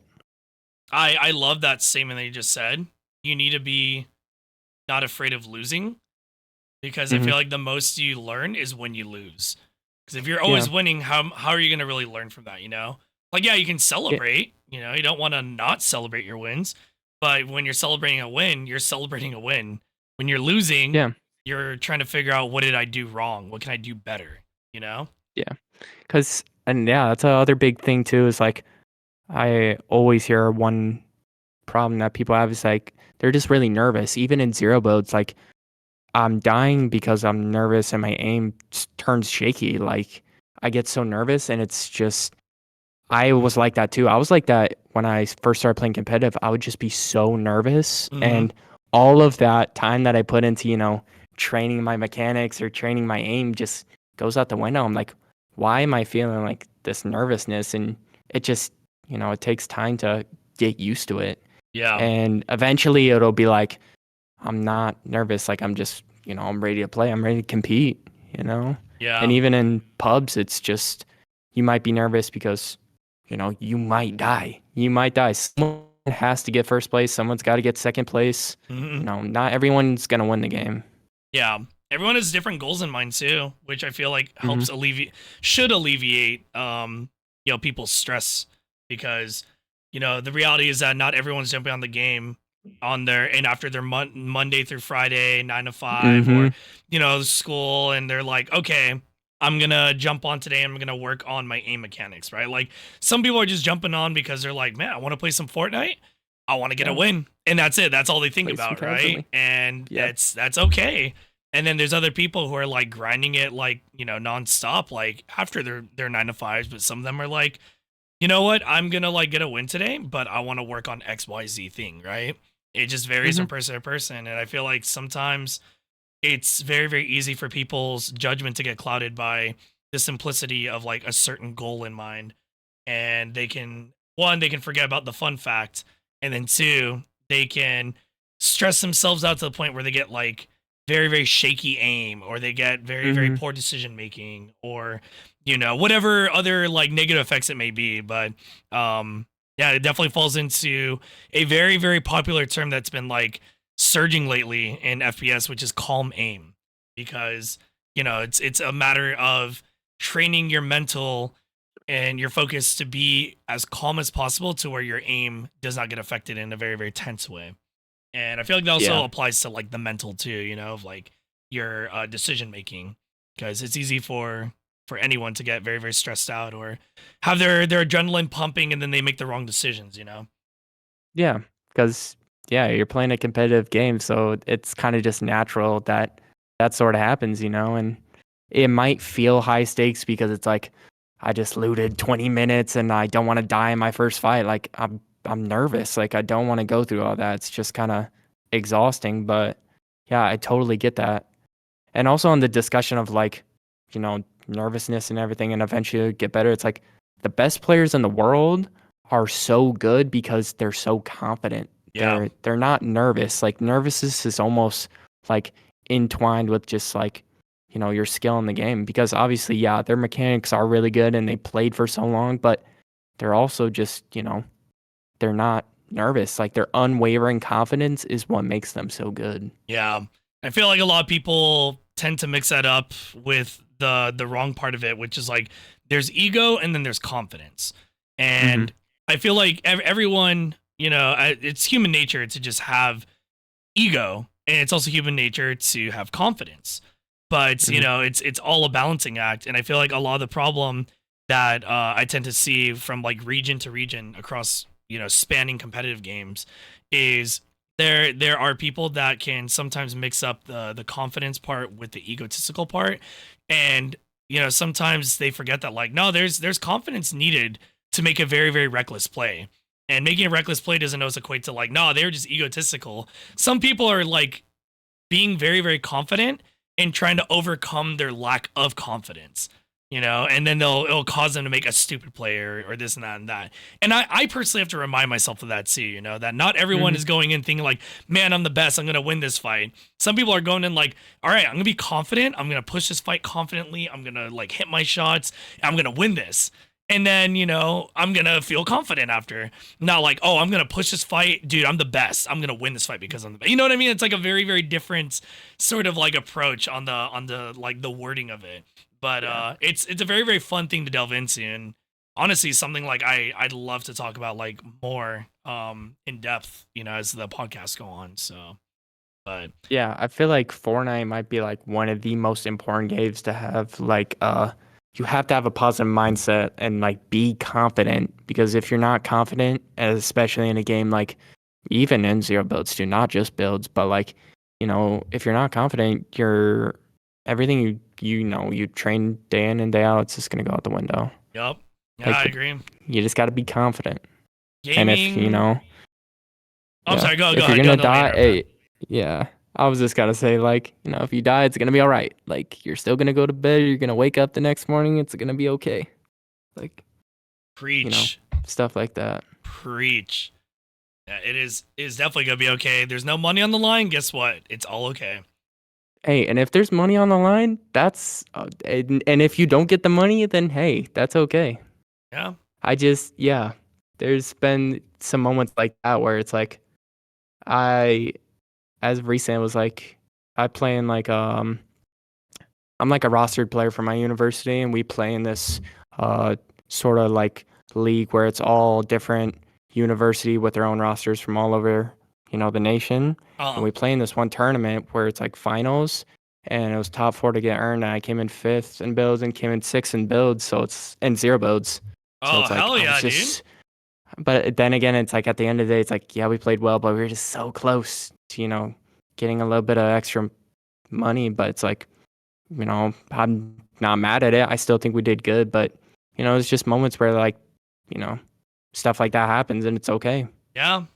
It's also encouragement too, right? Like when you have peers around you, Mhm. you guys got to elevate each other, which, I was like very, very happily discussing with Dutch last week on the podcast. It's talking about elevating one another. It's so important. It's something that yet again you can't do in solos, right? You play Yeah. solo, nah, you ain't got anyone there to gas you up. You just got yourself and your thoughts. But when you are playing a team game, that's the positive side to it, is you have someone else to help support you when you're in a bad place. Yeah. And I feel like as you play more and more, and it's like if you're going to continue to lose, you're only going to become more mature when it comes to like you're going to be okay with losing. You're not going to win everything. It's not supposed to be super easy to place in a high placement or get earnings or anything. It's supposed to be hard. Everyone's playing their hardest. Yup. Can't fault anyone So for trying hard. yeah, for sure. Like all that. It's a tough subject to elaborate on without sounding um like an asshole, because people trying hard, obviously that varies depending on like the mode you're playing in, what's at stake, all that kind of stuff. But the reality is everyone wants to win. Some Yeah. will be, do some scummy practices to win. That I don't condone. But Nah, when everyone's playing yeah. at the fairest that they can play and they're just trying their heart out, that's where I'm like, yo, it's all good. Like they're doing what they can given what we're given. But Yeah. yeah, No one's playing it. No one's, playing to lose. Everyone's playing to win. So yeah, everyone's gonna be sweaty and try their hardest. So yeah, I get that. yeah. Speaking of which, we definitely gotta do some. We gotta do some duos rankies at some point too. Not Might just have because to. ranked, but just because like it's just the fun mode to do. Yeah. Definitely been grinding a lot of reload. Like I feel like reload right now for everyone is like the main like yeah, hop on and play reload. It's been a lot of fun. Oh yeah, Might have to play some more like reload ranked or something. Just like absolute grind.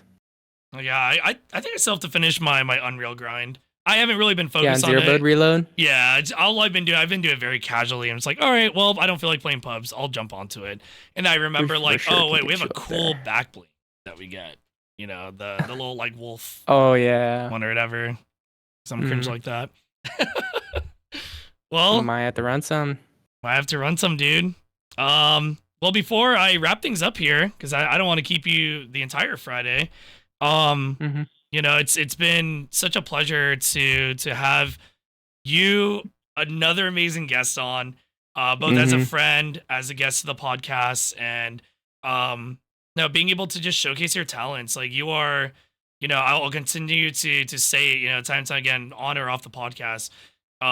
Your talent is beaming, and your mental more so is also a very, very big factor in how and why I think you are such a like talented player. And I want it to be a common theme across, each podcast episode of, being able to highlight not just like the mechanical skill, but like the awesome mental. And I personally can attest to the fact that like the times that we have run it, both in like the casual tourneys together, and then like when we're playing ranked and whatnot, you Hmm. do such a very, very good job with communicating your thoughts. You're very, very calm, in my opinion, a very, very calm communicator. And when you're very, very good at directing with like a very, very consistent like tone, it's very, very infectious. And you do such a good job at like at leading whenever we are like, running it down. So Hmm. I'm like very, very happy to delve into um more of your mental and your backstory and like how you got from where you started to where you are now. And yeah, man, I look forward to checking out more of your streams and lurking whenever you do hit the live button, because it's always a Thank you. pleasure whenever you do. Thank you. All Yeah, that is man. huge. What you just said. That's like, you have no idea how important that is. That is, yeah. Thank you. Yeah, of course, dude. Thank you for taking the time to join on the podcast. Thank you for, you know, not just like being on the podcast, but for like, making sure everything went as smoothly. Thank you for talking about and discussing all the things that we've, been discussing throughout the entirety of this episode. It's an absolute pleasure, and I'm like really, really looking forward to, the continuation of the podcast. I think it's been really, really cool because like the last two episodes have been like a big Fortnite focus, but one was zero build, Mm-hmm. the other one, being today is build, and Mm-hmm. I'm excited to like elaborate more on like other factors that like translate from and outside of like Fortnite too. But yeah, man. Before For we do sure. actually end this episode, I always like to ask this to every guest. But Mm-hmm. who is I'm gonna actually kind of change up the question a little bit. Um, who is in your opinion, slept on, like really, really talented um FPSer in the furry FPS community that they want to give a shout out to, or that you just want to give recognition to? My goodness. All right. It's a pretty So, loaded question, right? yeah, But no. I get. and I it's got a no lot of hard feelings, names. no I hard got names. I feelings. got names. When Jay, I do drop actually them, do drop want them, to man. look, when I do want to look, and just most likely would just look up like furry tag on Twitch and on the spot on Yeah, the Fortnite section. The last like furry brawl I played in with KT Cutie Pie, played with a player named Nebula Paws. He's actually a really Nebula. great. He's a great Yeah. Fortnite player. He's good builder and zero build player, so he's really cool. He's definitely underrated. Oh yeah. But also want to give a shout out to my boy Sean. I see him in the chat too. Sean. Yeah. He made he made this PNG that I'm talking on right now. He made my emotes. He's also an amazing build and zero build player. He's popping off right now. He's also in Thunderfang. Oh yeah. So he's a really great player. Shout out to Sean. Agreed. Um and then there's this, there's a lot of them. This is like another good zero build player that I've been talking to with a little bit is like Pixel Penguin. He's actually a Oh, really great zero build Pixel. player. Yeah, yeah. He also does guides too, Yeah, or I like didn't know he's done a certain few things about him. guides. Like, yeah, like on YouTube and all that. He was talking to me about it. So I guess shout out to him. Mm, You know, the controller grinders, Josie and Brad. Like all these players I name off, I can like still like give like good answers on like why I respect them. Like yeah. both of them are like really just like they just grind like just really long streams of just like straight Fortnite. Like I can really respect that still at the end of the day. Hmm. Like consistently streaming like 12-hour, like just like even if it's like a crown grinding sesh, I can still like respect that. Yeah, because they're Stuff like like goal that. driven, and they're putting their best practices to use, right? While Yeah, like for sure. And it's sharing like if their you're gonna passion. put in those certain hours, I just, there you just gotta respect it. Yeah. Like all that. No, thank you for But like yeah. highlighting everyone. Like I was just saying before you popped off with your answers. Oh, shout out North. Yeah, Oh, yeah. I Go still have ahead. more shout Yo, outs. Like hit now him, I'm hit him with thinking. it, hit him with Also, it. shout out North. I feel like he is underrated in the terms of like, oh my gosh, North is such a grinder. Like he really does this streaming stuff, like full streaming day in and day out. Yup. And he's definitely got one of the best Discord servers out there. Like he's got such an amazing community. I've been rocking with North for like over 4 years. Like even before I started this Johnny2nite account, I was still like rocking with North. Shout Oh out to yeah. him. He deserves everything. Shout out North Dog. And not to like this isn't to like knock on anyone else who is like an absolute like hardcore Fortnite grinder in the furry FPS scene. Oh. But I will Mm. definitely say this personally, dude. North, because we mentioned this earlier in the podcast. North is like who I'd deem as like one of the like Fortnite OGs in Yeah, like for the sure. He furry was playing Fortnite in community. chapter two. Chapter two is when I first met him. He was just that was before builds was even zero builds was even a thing. Yeah, I just knew him So as he the was furry just a Fortnite full guy. build grinder. He was that Yeah, dude. Still is that North dude. is too cool. That's my Yeah. guy. Yep. But yeah, Oh yeah, dude. Thank you for like shouting this is everyone too out. cool. This is like one of my favorite parts of the podcast is recognizing all the talent in the community. And not only is it like a means to like recognizing everyone, but it's everyone that I jot down. I'm like, all right, cool. I'm going down the list. I'm like, hitting people up, seeing when we can make them happen. And just as we were prepping for this episode, just kind of like fine tailoring and customizing like just a general like There's flow and vibe to whoever is gonna be on. So thank yeah, you. there's so many great players, honestly, that are just like like it's still like just growing, and Fortnite's definitely like one of those games, at least on like the fandom side of Twitch, that are just it's like a popular thing to stream Fortnite. So it's definitely just it's cool to see.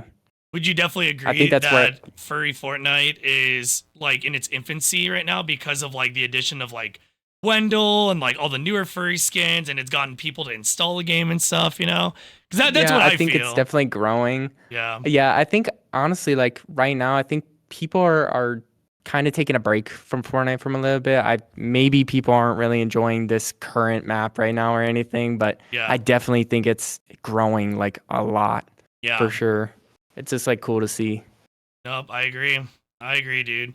Well, I'm gonna go ahead and wrap things up here on today's episode. But Johnny, For again, sure. thank you with all of my heart, man, for No, not just being thank like insanely talented, but like literally just being an absolute like goat, dude. You are nah, genuinely like thank a dope you. No, person. when I say you're my goat, like I'm like I don't want to fan out because I don't want to be weird. Like I don't want to fan out, but like this is a really full circle moment for me. Oh no, Like, dude. Oh, thank you. nah, bro, like I don't want to be weird, but like I remember like 12 years ago, like first interactions with the fandom at all, and I remember you. Like that's where I always remembered you. No So like way, really? yes, like full dance competitions. Like I remember, I was like, Oh my that's like gosh. I don't want to fan out, but like you're actually my goat when it comes to like, that's like the Johnny lore. Like why are we a furry? Dude, that I have the biggest smile right now, man. Like that warms my heart so much. And hey, man, like you just said it yourself. Like it all comes full circle. And here I am, like Bro, this is admiring a the huge craft full to circle like moment. you and everyone else that you just mentioned, plus like our other friendos and stuff. Like we all inspire each other, and it's definitely the big highlight focus of this whole meaning to the podcast is we got a lot of talent here in the scene. We just got to elevate each other in the right way. Facts. Thank you so much, man. Well, I'm gonna go and hop out of here for now. Yo, Johnny, if you're trying to run it later, I'm gonna hit you For up. sure. I'm gonna hit you up. Yep, might have to. Might be busy this weekend, but I'll let you know. I'm always tapping into streams. Hell yeah, Johnny. Thank you so much, Alrighty. man. Thank you again for being our Deuces, episode King. number 5. You have a good one, and For I'll catch you on sure. the next one. Alrighty. Deuces. Catch you later, Bye bro. bye chat. Bye. Bye.